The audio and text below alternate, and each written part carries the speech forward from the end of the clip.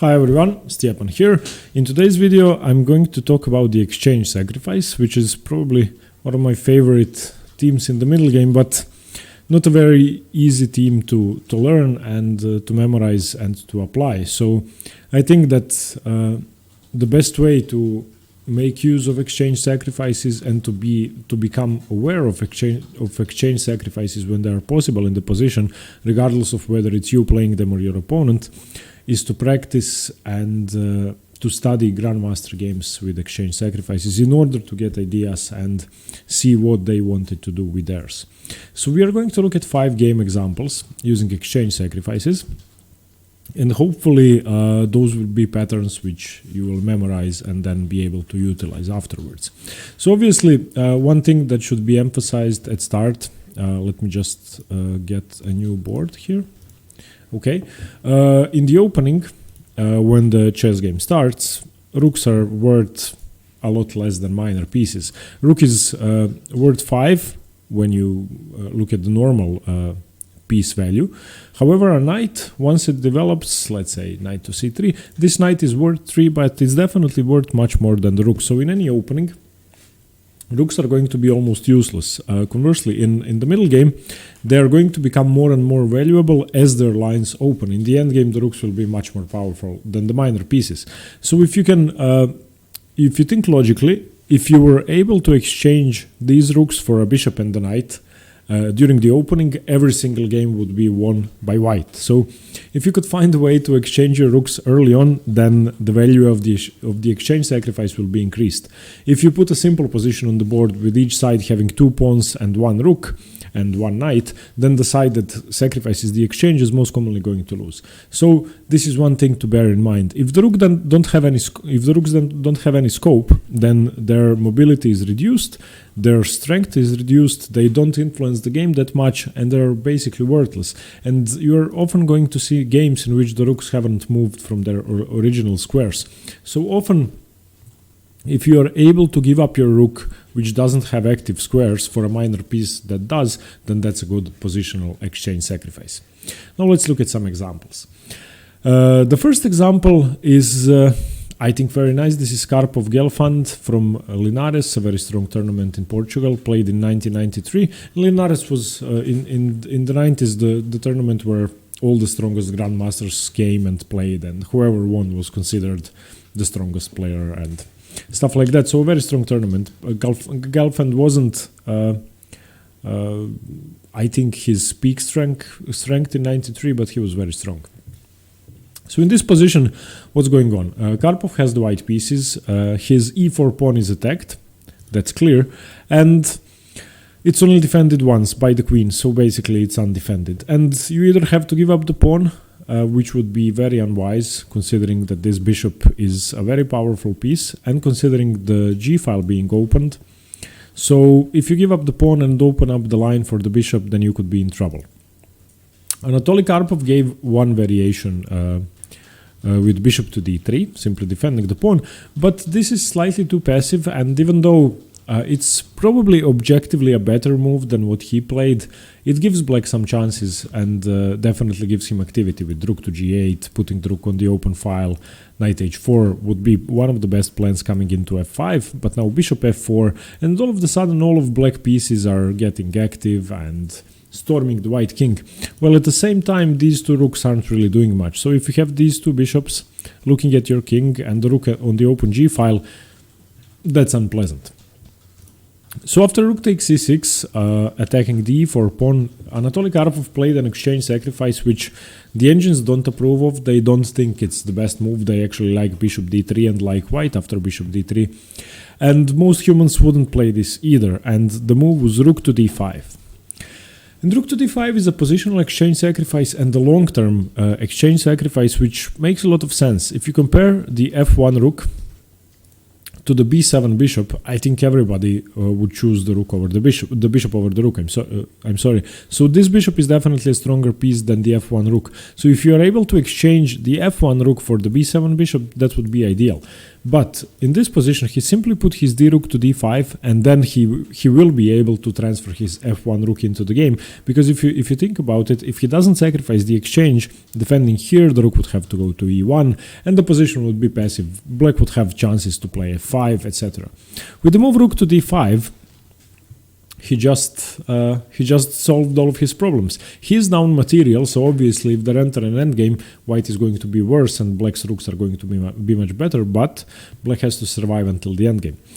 Boris Gelfand actually declines the sacrifice. For the moment, he played rook h to e8, doubling up his rooks, still bringing the same threat of rook takes e4. So now bishop d3. The difference is now the rook is outside, and after bishop d3, the rook on d1 was very passive. If you look at this position, I mean, what's this rook doing? It's never going to move. If you remove the bishop to c2 or to b1, then this bishop is controlling an almost useless diagonal, and otherwise your rook is trapped. So after rook d5, rook h to e8, bishop to d3. In this position, Gelfand played rook to d8, which is a surprising decision, giving Anatoly Karpov a chance to just save his rook if he doesn't want to sacrifice the exchange after all.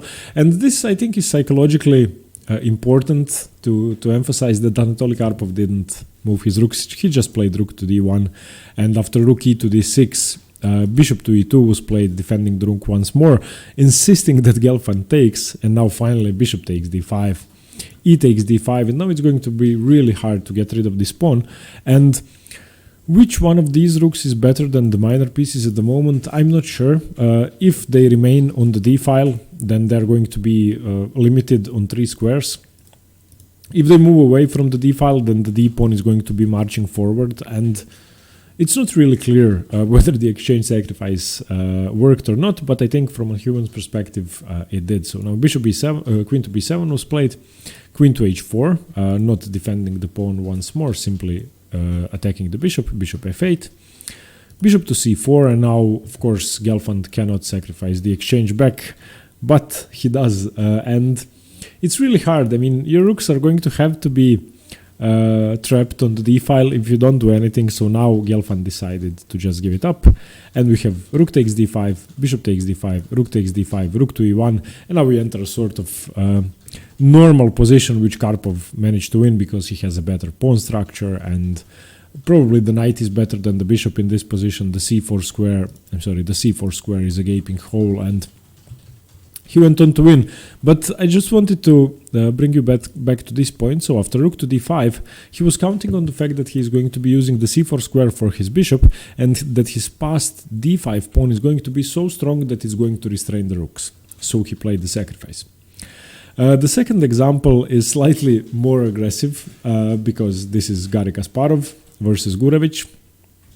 This game was played in Sarajevo in 2000, and in this position the move is very clear. I think, now what do you get with rook takes d5? Obviously you wreck the black pawn structure. Black is going to have 3 horrible pawns. All of a sudden black's most active piece isn't playing anymore, and thirdly, your rook on a1, which wasn't doing anything, you couldn't really put it on c1, it's useless there. You would have to waste time with rook d2 and rook d1 to activate it, but still this bishop is in the way, so your rooks are passive. So he's basically trading off black's most active piece for his worst piece. And rook takes d5, e takes d5. After rook e5, e d5, there are 3 crucial things in the position. White has more active pieces, definitely. This bishop doesn't really have that much scope. It has the f6 square, but from there it's looking at thin air. The knight, okay, the knight has a great square on e4, but it could be challenged. The rooks aren't really doing anything. They don't have any open files. The e file has to be occupied, but it's going to have to take some time. And the queen is fine. But white has a strong bishop. Looking at this diagonal, white has 2 knights which can jump into the attack very quickly. White has the semi-open d-file with the weakness on d5 to exploit with his rook, and he has an active queen which could enter the game probably via h5 once the knight moves.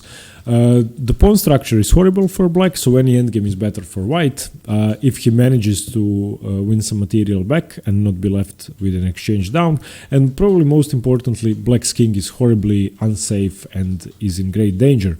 So after knight f1, queen to c7, The exchange sacrifice is a long-term one. You definitely don't win the game outright, and that's what I think weaker players such as myself fail to do. I've been in situations, not like this one, but similar situations plenty of times, and I never had the courage to sacrifice the exchange for something long-term. But now if you think about it, you're going to have 3 pawn weaknesses. Black's king is going to have almost no defense around it. The black rooks aren't going to be doing that much, and your a1 rook isn't doing anything anyway. So this exchange sacrifice makes a lot of sense. Garry Kasparov, of course, went on to win the game. He played knight e3, bishop f6, knight d4. He occupied all the key squares, put pressure on the weaknesses, bishop d4, c4, knight e4, knight takes d5, taking a pawn, queen d6, knight e3, and he went on to win the game. I'm not going to show you the whole game, but the weaknesses were why he won. Okay, the next one is Karpov Larsen. This is also a psychological thing, I believe. This was played in Tilburg, 1979. Anatoly Karpov was the world champion at the time. So in this position, knight f8 was played, and then queen to c4 was played. Queen to c4 was played because your d4 pawn is a major weakness in the position. Currently there are 2 attackers on the pawn. Queen c4 had to defend. And now another reason why queen c4 was played instead of, let's say, rook a to d1 is that Bent Larsen is obviously going to play knight to e6 and put more pressure on d4, where it's going to be really hard to defend. After queen to c4, one move is great, and Larsen should have played it, and that's the move knight to d5. Knight d5, well, it doesn't attack the pawn with the rook anymore, but it opens up the bishop, and he can attack the pawn later on. But after queen to c4, Bent Larsen played knight e6, and I believe that after knight f8, queen c4, Bent Larsen had to know that Karpov is going to sacrifice the exchange. I mean, what else can he do? After knight e6, there's only one good move in the position, and he played it. Rook e6, f e6, queen e6 check. An exchange sacrifice which relieves the pressure of d4 somewhat, because the knight isn't attacking it. It wins the pawn, of course, but it's very long term, and it doesn't give white almost any advantage. So sometimes an exchange sacrifice is going to be a necessity, and you shouldn't really hesitate to play it. I don't need to mention that Anatoly Karpov went on to win the game.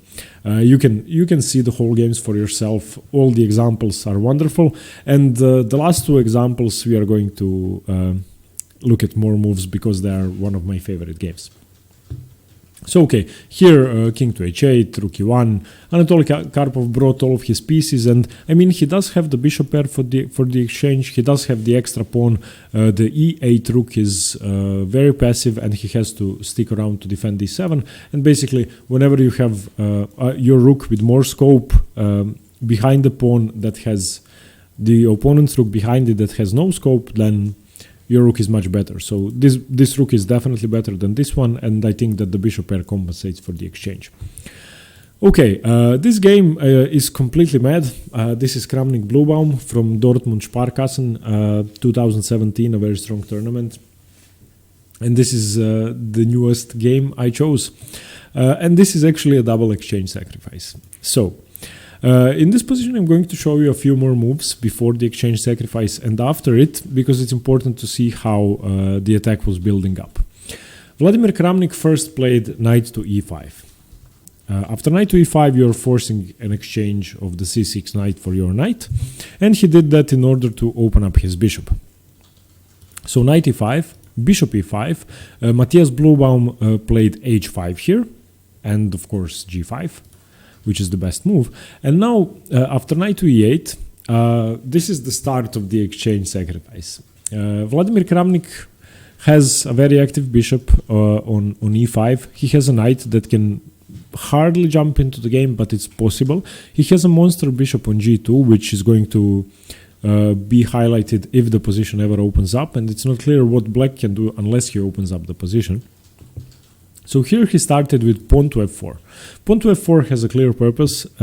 If I play f5 and you take with the pawn, your bishop is going to be dead, and I'm going to take on d5.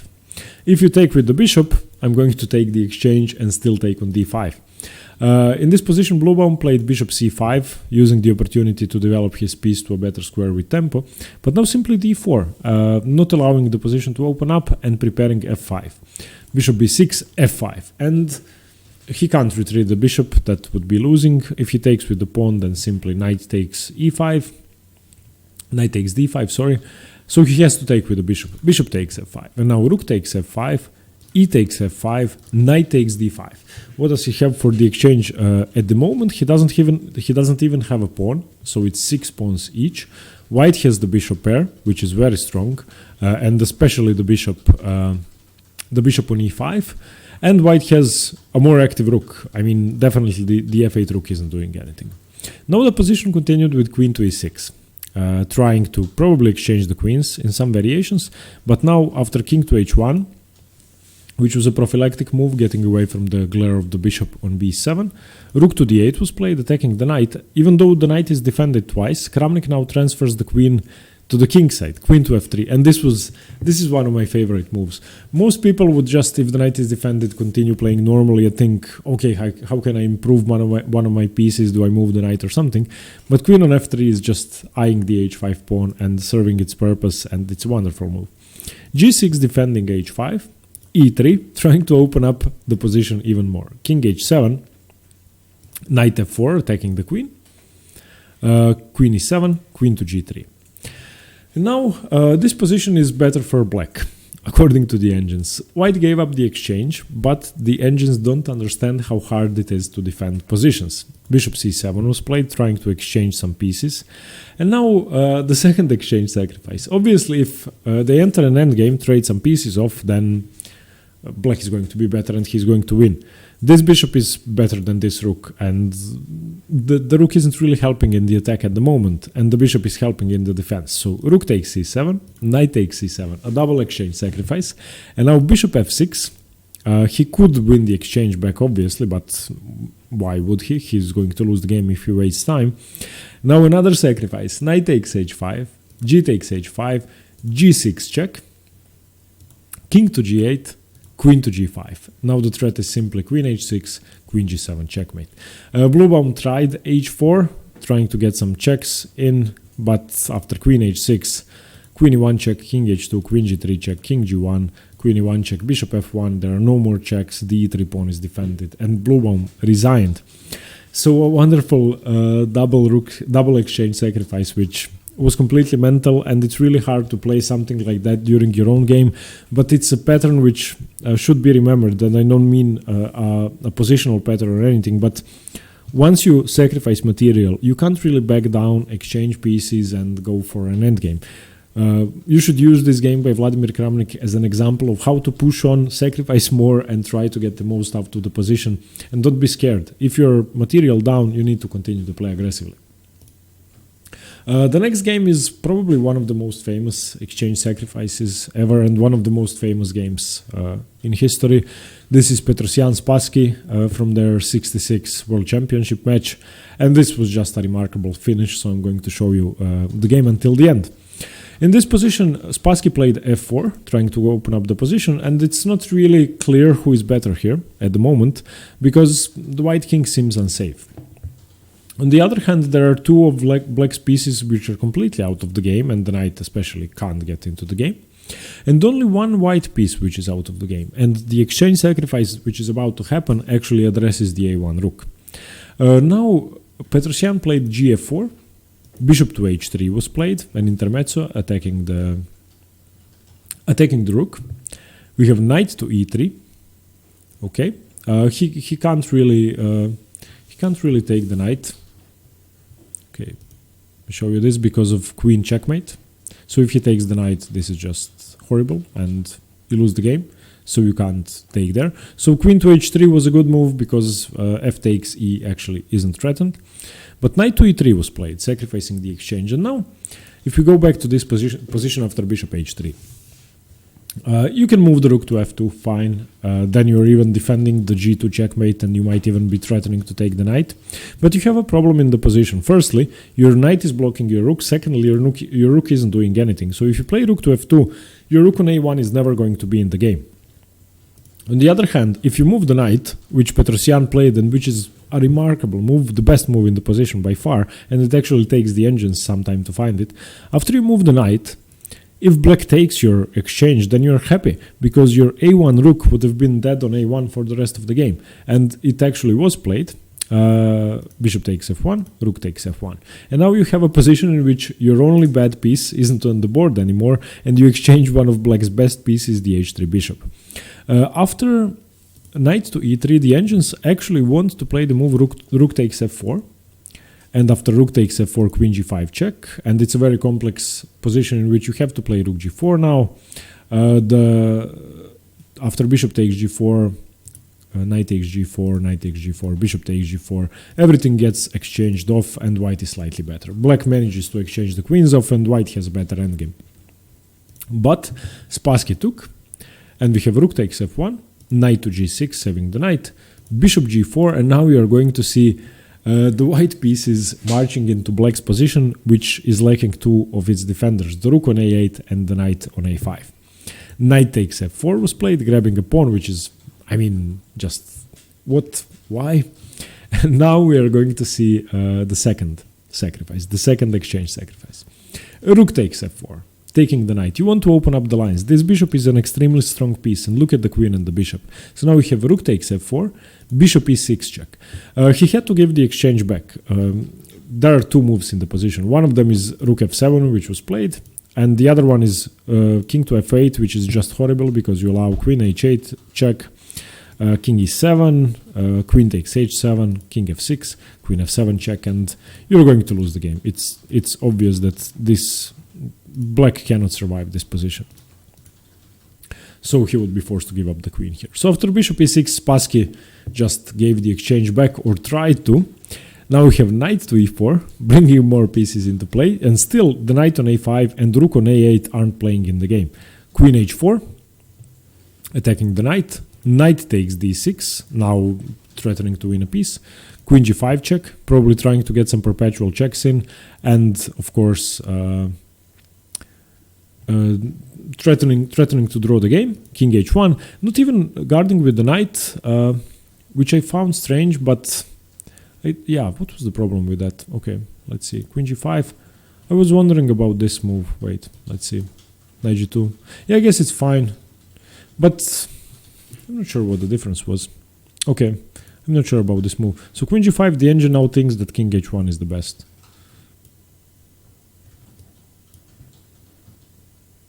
I'm not sure. After king h1, what's the difference? Why can't he just... Yeah, I'm not sure about this. I'm going to analyze it some more. But anyway, after knight e4, queen h4, knight takes d6, queen g5, king h1 was played, not saving the knight. Of course, black doesn't have time to save the knight, so what? Rook to a7 was played, trying to defend laterally. And now... now the marvelous finish. You've probably seen this game already. I just love it, and I actually have to figure out why knight to g2 isn't as good. So now the move played was bishop takes f7 check, rook takes f7, and oh no, this was turned on. I'm sorry, I didn't want to keep this turned on. But anyway, you saw the move. Now it's queen check, and the king is forced to take. And after this, you win the game. You win a piece, and the game is over. So wonderful double exchange sacrifice, which is, I think, very instructive. Let me just go back to this moment. After g takes f4, bishop to h3. Of course, you can't win the knight because checkmate. But if you look at the white pieces, then the exchange sacrifice makes a lot of sense. And this one, I think, I would consider during my game even. And I would like you to think about your pieces as active soldiers. If they're stuck at the edge of the board like the a5 knight or the a8 rook, then they're worthless. This rook isn't worth 5, this rook is worth 0 because it's not in the game. After knight to e3, this rook is worth a lot, especially if black takes. So now this rook is worth 5, this rook is still worth 0. So I think that this game was very instructive, and that Petrosyan's idea of activating his only inactive piece with tempo, with black's help, was marvelous. And Spassky couldn't have done anything. I mean, he was stronger later on. Okay, I hope you got something from these examples of exchange sacrifices. I would appreciate it if you would link some more in the comments below. I'm always looking for nice games to analyze and nice exchange sacrifices to play out. I hope you got something from the video. Thank you very much for watching and stay tuned for more chess. See you later. Bye bye.